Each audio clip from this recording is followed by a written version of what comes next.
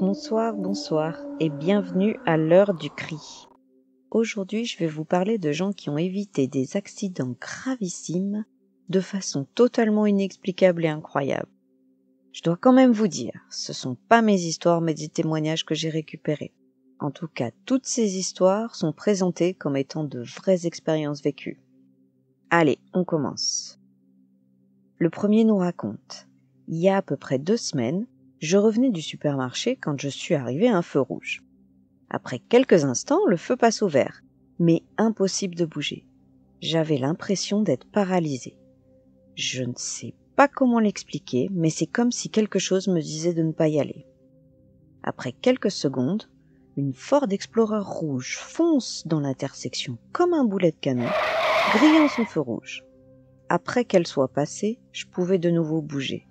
Je ne sais pas ce que c'était, mais je ne serais pas là pour le raconter si je ne l'avais pas eu. Ouh, un grave accident évité. C'est fou parce qu'il avait la sensation physique d'être complètement paralysé, mais il n'a pas paniqué pour autant. Il le dit d'ailleurs, il savait qu'il ne fallait pas y aller. Je me demande si ça klaxonnait derrière lui quand même, hein. Celui-là est un peu dans le même genre. Il y a longtemps, je sortais avec mes livres quand, sans savoir pourquoi, je me suis arrêtée. Au moment où j'ai pensé « mais qu'est-ce que je fais ?»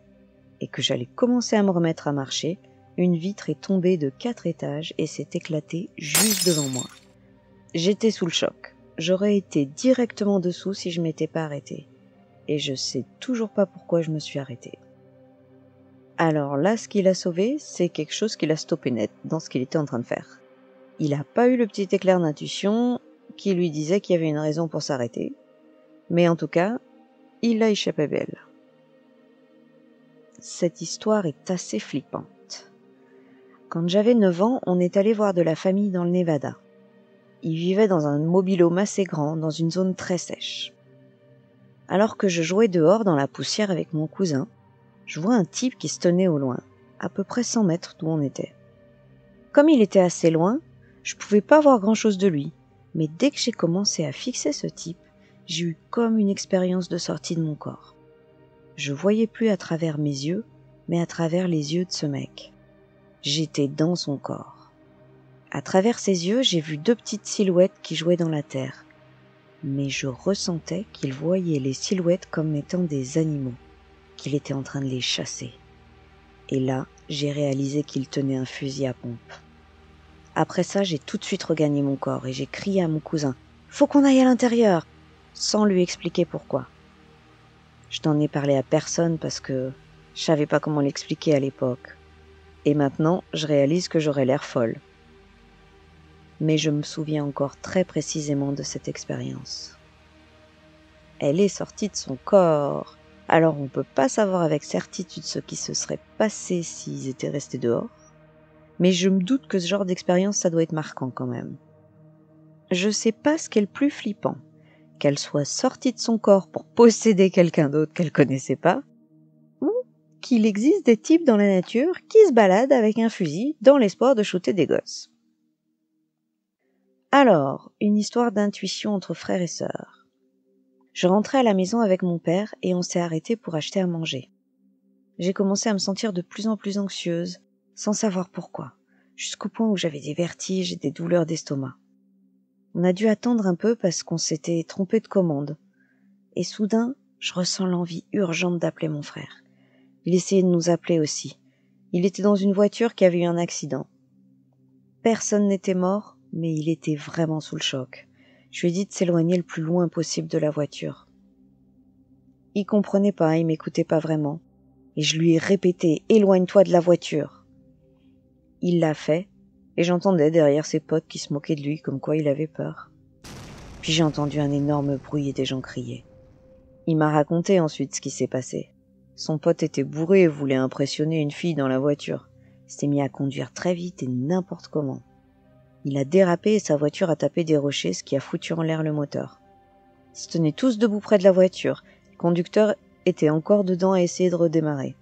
Le moteur a commencé à prendre feu et la voiture a explosé. Le conducteur a réussi à sortir de justesse, mais il a été grièvement blessé. Les autres, près de la voiture, ont été brûlés et blessés aussi. Mon frère était le seul avec juste quelques bleus. Il m'a dit que quand je lui ai dit de s'éloigner, il était juste devant la voiture, près du moteur. Alors on entend souvent des histoires d'intuition dans une fratrie, c'est des jumeaux la plupart du temps. Quand même, ça fait réfléchir, la prochaine fois qu'on pense à appeler son frère ou sa sœur, faut pas hésiter.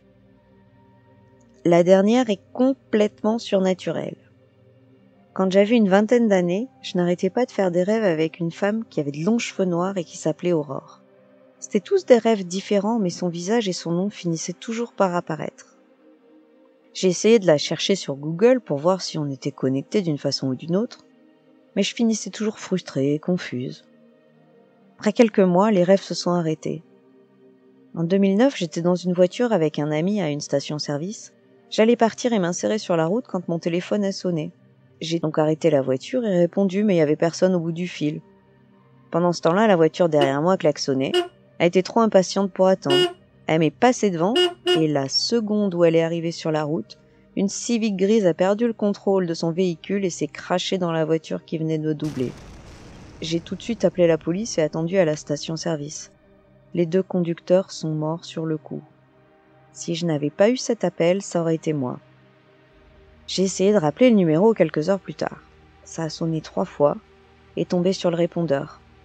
« Bonjour, c'est le téléphone d'Aurore, laissez un message. » J'étais sous le choc. Le jour suivant, j'ai réessayé de rappeler. Une femme me répond. Je me mets à lui raconter toute l'histoire.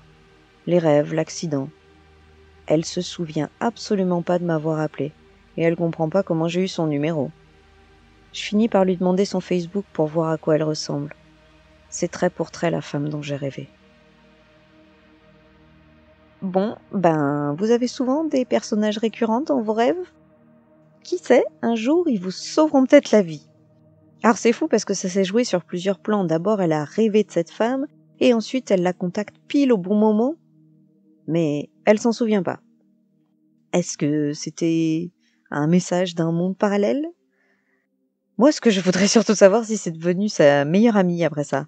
Quoique du point de vue de la fameuse Aurore, qui se souvient ni des rêves ni du coup de téléphone, c'est un peu bizarre cette histoire. Elle a dû la mettre sur une liste très très restreinte sur Facebook. Enfin voilà, c'est tout pour aujourd'hui. J'espère que ça vous a plu. N'hésitez pas à me laisser un commentaire pour me dire ce que vous en pensez ou me raconter vos histoires si vous en avez. Vous pouvez aussi vous abonner pour encore plus d'histoires paranormales et je vous retrouve très bientôt.